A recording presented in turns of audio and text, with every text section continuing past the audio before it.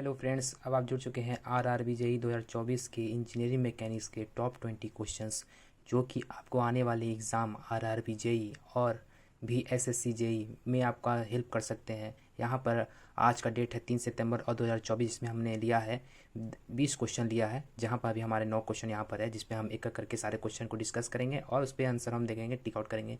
आप लोग से अनुरोध है कि मेरे इस वीडियो को लाइक करें, शेयर करें और मेरे इस चैनल को हमारे सब्सक्राइब जरूर कर लें। और आगे हम बढ़ते हैं अपने फर्स्ट क्वेश्चन की ओर से। यहाँ पर जैसा कि आप देख रहे हैं कि द टर्म फोर्स, पहला क्वेश्चन हमारा इंजीनियरिंग मैकेनिक्स का है।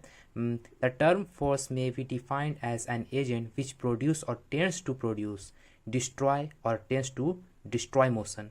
तो हमारा इसमें क्या होगा, आपको इस क्वेश्चन में ही लग रहा होगा कि द टर्म फोर्स, फोर्स का मतलब क्या होता है जिसको हम डिफाइन कर सकते हैं। वह एक प्रकार का एजेंट है जो प्रोड्यूस कैसा करता है, तो एक प्रकार का डिस्ट्रॉय भी कर सकता है और टेंड्स टू डिस्ट्रॉय मोशन, है ना, इस प्रकार का मोशन करता है। तो इस प्रकार में हम कह सकते हैं कि ये हमारा क्या है, एग्री है। तो हम एग्री की ओर हम टिक लगाएंगे और आगे बढ़ेंगे। तो हमारा पहला का आंसर हमारा ए है। चलिए दूसरे क्वेश्चन की ओर बढ़ेंगे। The force will acting on a body में, तो हमारा जो फोर्स किसी बॉडी पर एक्ट करता है तो क्या करेगा। तो हमारे 4 ऑप्शन यहाँ पर दिए गए हैं। तो पहला ऑप्शन देखेंगे चेंज इट्स मोशन, पहला क्या उसके मोशन चेंज करेगा, हाँ ये बिल्कुल सही है, चेंज मोशन करेगा। आगे भी देखते हैं। Balance the force already acting on it, मतलब जो भी फोर्सेस वहाँ पे लग रहे होंगे तो उसको क्या करेगा, ऑलरेडी क्या करेगा, उस पर जो फोर्स लगेगा उसको बैलेंस करेगा, है ना। और फिर उस पर जो पहले से फोर्स लग रहे हैं उस पे पर भी कुछ ना कुछ डिफर करता है। ये भी हमारे ख्याल से क्या ये सही है। तो यहाँ पे देखें सी में भी देखेंगे give rise to the internal stress in it, तो उसमें क्या होगा, इंटरनल स्ट्रेस में भी इंक्रीज कर सकता है या डिक्रीज कर सकता है। तो फोर्स हमारा किसी भी बॉडी पे क्या करेगा, ये भी हमारा क्या करेगा, मोशन में भी चेंज करेगा, बैलेंस ऑफ फोर्सेस में भी करेगा, और क्या करेगा, ये इंटरनल स्ट्रेस को भी क्या करेगा, हमारा इंक्रीज कर मतलब राइज करेगा, ठीक है ना। तो हमारा यहाँ पर ऑप्शन हो जाता है क्या, हमारा सही डी।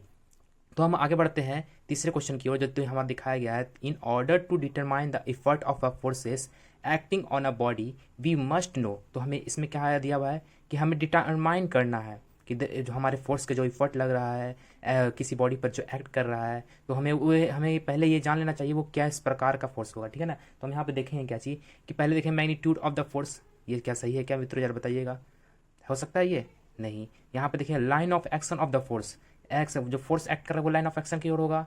तीसरा हम देखते हैं nature of the force is that whether the force is push और पुल, तो हमें यार क्या से लगता है कि मैग्नीट्यूड ऑफ द फोर्स भी सही होगा, line of action of the force भी सही होगा, और nature of the force is whether the force is push और पुल, ये हमारा तीनों हमारा ऑप्शन सही लग रहा है। तो हम यहाँ पे क्या करेंगे, डी की ओर बढ़ेंगे। डी में भी हमारे ऑल ऑफ द अबव हमारा सही आंसर लग रहा है, तो हम इसमें टिक कर देंगे। चलिए अब हम आगे चौथे क्वेश्चन की ओर बढ़ते हैं। The unit of force in SI system of unit is, तो हमारा क्या होता है, हमारे फोर्स का एसआई सिस्टम, ये हमारा क्वेश्चन पूछा जा सकता है दोस्तों। पहला दिया हुआ है ए में डाइन, दूसरा में किलोग्राम, सी में हमारा दिया हुआ क्या न्यूटन, और हमारा डी में दिया हुआ है वाट। तो हमारा बता सकते हैं आप इसमें फोर्स का एसआई सिस्टम क्या हो सकता है, इसका यूनिट क्या हो सकता है, बताइए एसआई सिस्टम में इसका यूनिट क्या हो सकता है। तो आप बिल्कुल सही बता रहे हैं, यह क्या हो जाएगा हमारा सी क्या हो जाएगा हमारा न्यूटन। हम जानते हैं फोर्स का एसआई सिस्टम में यूनिट क्या होता है, न्यूटन होता है। अब हमारे 5वां क्वेश्चन में बढ़ेंगे। तो 5वें क्वेश्चन में हम देखें 1 kg force is equal to, हमारे एक फोर्स का 1 kg फोर्स किसके बराबर होगा, यहाँ पर जानते होंगे, बहुत ईजी क्वेश्चन है, ये आपने पढ़ा भी होगा। पहला हम ऑप्शन है 7.8 न्यूटन, और दूसरा में है 8.9 न्यूटन, और सी में हमारा 9.8 न्यूटन, और डी में है 12 न्यूटन। तो कौन सा हो जाएगा ये तीनों में, हमारा ये सी हो जाएगा, बिल्कुल सही मित्रों। अब आगे बढ़ते हैं क्या 6 की ओर। A resultant force is a single force, a resultant force आप लोग जानते ही होंगे अच्छी तरीके से। यहाँ पे देख क्या दिया हुआ है, single force which reproduce the same effect as produced by all the given force acting on a body, तो हमारा ट्रू होगा या फॉल्स होगा, बताइए क्या हो सकता है, ट्रू होगा, क्योंकि हम जानते हैं कि रिजल्टेंट फोर्स हमारा किस प्रकार से एक्ट करता है, हाँ इस प्रकार से, है ना। तो हमारा क्या दिया हुआ है, forces which produce the same effect as produce by all the given forces acting on a body. तो हमारा यहाँ पर क्या ये हो जाएगा ट्रू, क्योंकि रिजल्टेंट फोर्स क्या करता है, हमारा एक्ट करता है क्या, सभी फोर्सेस की ओर ही हमारा क्या करता है, इफेक्ट की ओर ही हमारा क्या करेगा, फोर्स भी वर्क करेगा। 7वां क्वेश्चन बढ़ेंगे। The process of finding out the resultant force is called, देखिए the process of finding out the resultant force, resultant force को जब हम फाइंड करते हैं तो हमारा क्या निकलेगा, हमारा ये क्या हमारा कंपोजिशन ऑफ फोर्स हो जाएगा, या फिर हमारा रिजोल्यूशन ऑफ फोर्सेस हो जाएगा। तो हम इसको क्या कह सकते हैं बताइए, द फोर्सेस ऑफ फाइंडिंग है क्या, हमारा कंपोजिशन ऑफ फोर्सेस हो जाए, क्योंकि क्या होता है हमारा फाइंडिंग कोई भी रिजल्टेंट हमको करना पड़ता है, तो जितने भी फोर्स होते हैं उसको हम लोग क्या करते हैं, सबको इक्वेट करते हैं, तब हमारा क्या होता है, रिजल्टेंट फोर्स हमारा निकल जाता है, रिजल्टेंट फोर्स हमारा क्या करता है, निकल जाता है। तो ठीक है, आइए दोस्तों हम आगे बढ़ते हैं अपने क्वेश्चन नंबर 8 की ओर, जो हमारा है vector method, vectors method for the resultant force is also called polygon law of forces. देखिए जो वेक्टर्स का जो मेथड होता है रिजल्टेंट फोर्स में जो यूज़ होता है उसे हम क्या कहते हैं, पॉलीगन लॉ ऑफ फोर्स भी कहते हैं, है ना। तो ये हमारा क्या हो जाएगा, करेक्ट होगा कि इनकरेक्ट होगा, करेक्ट हो जाएगा। चलिए तो ये हम करेक्ट पे टिक लगाते हैं, आगे बढ़ते हैं। क्या हमारा the resultant of two forces, हमारा क्या दो फोर्स P और Q है दिया हुआ है, एक्टिंग एट एन एंगल, मान लो एक एंगल थीटा है उस पर एक्ट किया जा रहा है, तो हमारा क्या हो जाएगा उसका। तो यहाँ पे दिया हुआ ऑप्शन में हमारा root under P² plus Q² plus 2PQ का साइन थीटा, यहाँ पे दिया हुआ B में क्या P² plus Q² plus 2PQ cos theta, और हमारा क्या है सी में P² plus Q² minus 2PQ cos theta, और डी में हमारा P² plus Q² minus 2PQ tan theta. तो हमारा ये सब में कौन सा हो सकता है सही, हम मुझे ये तो नहीं हो सकता, साइन थीटा ये भी नहीं है, ये भी नहीं है, तो हो जाएगा कौन सा, ये भी नहीं है, ये वाला हमारा बी नंबर सही है। तो आगे हम बढ़ेंगे क्या, the algebraic sum of the resolve parts of a number of forces in a given direction is equal to the resolve part of their resultant in the same direction, this is known as. तो इसे हम क्या कहेंगे, देखिए principle of independence of force कहेंगे, या principle of resolution of force कहेंगे, या principle of transmissibility of force कहेंगे, या फिर हमारा नॉन ऑफ द अबव। तो हमारा इसमें आंसर कौन सा, रिजोल्यूशन ऑफ फोर्सेस, कौन सा, principal of resolution of force, हमारा ये आंसर सही हो जाएगा। तो आगे हम बढ़ते हैं क्वेश्चन नंबर 11 की ओर। हमारा क्या, if the resultant of two forces, मान लो रिजल्टेंट ऑफ टू फोर्सेस का P एंड Q दिया हुआ है, जिसमें हमारा क्या acting at angle theta makes an angle alpha. अब क्या बना रहा है वो, एंगल कितना बना रहा है, अल्फा बना रहा है विद द फोर्सेस P के साथ में। तो हमारा फॉर्मूला कौन सा हो जाएगा ये चारों में से, बताइए। हमारा tan alpha equal to P sine theta by P plus Q, हमारा Q है यहाँ पर लिखा हुआ, ठीक है ना, Q कॉस थीटा, और ये होगा, या फिर बी में ऑप्शन क्या है, tan alpha equal to P cos theta by P plus Q cos theta. ये भी आंसर हमारा क्या हो जाएगा, हमारा ये भी आंसर नहीं होगा। चलिए सी में देखते हैं, tan अल्फा हमारा क्या हो जाएगा, थीटा में Q sign theta by P plus Q cos theta. ये हमें सही लग रहा है, ये हमारा tan अल्फा इक्वल टू क्या हो जाएगा, Q साइन, ये नहीं होगा, ये भी नहीं, ये भी नहीं, ये भी नहीं, तो हमारा सही हो जाएगा कौन सा, सी नंबर।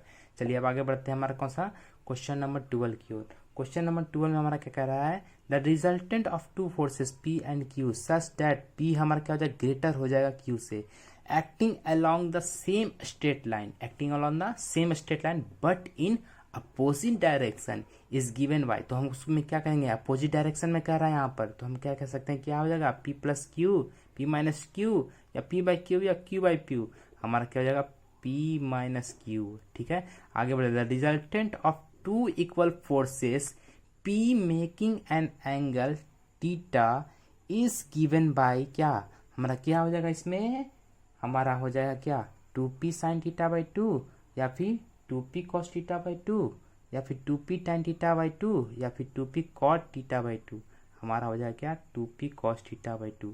चलिए अब आगे बढ़ते हैं क्या, क्वेश्चन नंबर 14 की ओर, जो कि हमारा दिया हुआ है क्या, the resultant of two forces each equal to P and acting at right angle is, हमारा क्या हो जाएगा इसमें, हमारा P by root two, P by 2, या P by 2 by 2, 2 by root 2, या फिर D हमारा रूट 2 बाई रूट 2 P। हाँ ये वाला आंसर हमारा हो जाएगा सही। चलिए अब आगे बढ़ेंगे क्या, हमारा 15 क्वेश्चन में। चलिए दोस्तों हम आगे बढ़ते हैं अपने नेक्स्ट क्वेश्चन 15 की ओर, यहाँ पे दिया हुआ the angle between two forces when the resultant is maximum and minimum respectively are. हमारा जब एंगल रहेगा दोनों फोर्सेस के बीच में, ठीक है ना, दो फोर्सेस में के भी ना बीच में हमारा रिजल्टेंट, व्हेन द रिजल्टेंट क्या हो जाएगा, मैक्सिमम एंड मिनिमम रिस्पेक्टिव। तो मैक्सिमम क्या होगा 180 डिग्री पर, और मिनिमम क्या होगा 0 डिग्री पर। अब आगे बढ़ेंगे क्या, हमारा 16 नंबर क्वेश्चन में, if the resultant of two equal forces has the same magnitude रहेगा as either of the forces, ठीक है, फोर्सेस क्या, ठीक है, then the angle between the two forces, तो दोनों के बीच में एंगल हमारा कितना होना चाहिए, ठीक है ना, दो फोर्सेस के बीच में हमारा कितना एंगल होना चाहिए, 30 degree, 60 degree, 90 degree, 120 degree, 120 degree. चलिए ठीक है अब आगे बढ़ते हैं हमारा क्वेश्चन नंबर 17 की ओर। क्वेश्चन नंबर 17 में बोलता गया है क्या, the resultant of two forces P and Q, ठीक है ना, दो फोर्सेस कौन सा P और Q है, इच R, क्या दिया हुआ हमारा रिजल्टेंट क्या हो जाएगा, R हो जाएगा, ठीक है ना, आर है दिया हुआ। If theta is double, theta हमारा क्या हो गया, डबल हो गया। The new result is perpendicular to P, नया रिजल्ट है किसके परपेंडिकुलर है, पी के परपेंडिकुलर। देन हमारा क्या हो जाएगा, हमारा पी इक्वल टू क्यू या क्यू इक्वल टू आर या क्यू इक्वल टू हमारा टू आर या फिर नन ऑफ द अबव। तो हमारा क्या हो जाएगा यहाँ पर से क्यू इक्वल टू आर, है ना, क्यू इक्वल टू आर हो जाएगा। चलिए अब आगे बढ़ेंगे क्या, क्वेश्चन नंबर 18 की ओर। Two forces are acting at an angle of 120 degree, दो फोर्स हमारा एक्ट कर रहा है एक एंगल में 120 की ओर, 120 डिग्री की ओर। The bigger force is 40 newton and the resultant is perpendicular to the smallest one, और हमारा रिजल्टेंट क्या है, परपेंडिकुलर किसके, स्मॉलेस्ट वन की ओर। तो हमारा स्मॉलेस्ट फोर्स क्या हो जाएगा यहाँ पर, हमारा हो जाएगा क्या, वो 20 न्यूटन, 40 न्यूटन, 80 न्यूटन। तो आप इसका क्वेश्चन का फाइंड कर सकते हैं बहुत इजी तरीके से, फॉर्मूला लगाइएगा। हमने फॉर्मूला पहले वाले क्वेश्चन में डिस्कस किया, दिया हुआ है उसमें क्वेश्चन में हमने बताया था, उस फॉर्मूला से हमारा ये सॉल्व हो जाएगा। तो हमारा क्या होगा उसमें 20 न्यूटन आएगा। चलिए हम क्वेश्चन 19 की ओर बढ़ते हैं। द टर्म्स लेवरेज, है ना, लेवरेज एंड मैकेनिकल एडवांटेज, ठीक है, यहाँ पर द टर्म दिया leverage and mechanical advantage of a compound lever have got the same meaning, है ना, दोनों में क्या लेबर जो है क्या सेम मीनिंग होता है या विटी होता है, राइट है या रॉन्ग होता है। क्योंकि देखिए हमारा मैकेनिकल एडवांटेज और लेवरेज दोनों का मीनिंग क्या होता है, हमारा कंपाउंड हमारा क्या होता है of a compound of labour, दोनों का क्या हो गया कंपाउंड, हमारा लेबर ही हो गया, have got the same meaning, दोनों का सेम मीनिंग होता है ये। तो हमारा क्या हो जाएगा, ये हमारा ए राइट आंसर। चलिए हम 20 नंबर क्वेश्चन की ओर बढ़ेंगे अब आगे, जिसमें a number of forces acting at a point, acting at a point will be equilibrium, है ना, will be in equilibrium if, कब इक्विलिब्रियम हो सकता है, नंबर ऑफ फोर्स एक्टिंग, जब एक पॉइंट पर जब सारे फोर्स एक्ट करते हैं तो हमारा क्या हो जाएगा, सारा फोर्स हमारा क्या हो जाएगा, इक्विलिब्रियम में हो जाएगा, ठीक है। तो कब हो जाएगा, all the forces are equally intend, नहीं, sum of all the forces is zero, नहीं, ये भी नहीं होगा, the sum of resolve part in the vertical direction in zero, ठीक है ना, ये हमारा वर्टिकल डायरेक्शन में जितने भी होंगे समेशन, जितने भी होंगे क्या, वर्टिकल डायरेक्शन जितनी फोर्स होगी उसका क्या हो जाएगा, समेशन हमारा जीरो आ जाए, क्योंकि हम जानते हैं ना, ये चीज़ को पॉइंट में हम याद किए हुए रखिएगा, ये हमारा सही है। और एक और देखो, sum of resolve part in the horizontal direction, देखिए वर्टिकल डायरेक्शन हो या चाहे हॉरिजॉन्टल डायरेक्शन हो, दोनों में हमारा जब जीरो रहे तो हमारा क्या हो जाएगा, ये हमारा फोर्सेस क्या हो जाएंगे, किसी पॉइंट पर क्या करेगा, इक्विलिब्रियम हो जाएगा, ठीक है ना। तो हमारा सी और डी इसमें दोनों आंसर है। थैंक यू दोस्तों, इसी तरह मेरे चैनल को लाइक और मेरे वीडियोस को लाइक और मेरे चैनल को सब्सक्राइब जरूर कीजिए। मेरा ये पहला वीडियो था और मैं इसी तरह से हर डे, सितंबर के हर डे मेरा ये वीडियो आते रहेगा आरआरबी जेई और एसएससी जेई के लिए। तो अभी आरआरबी जेई है तो उस पर हम लोग फोकस करेंगे। Thank you.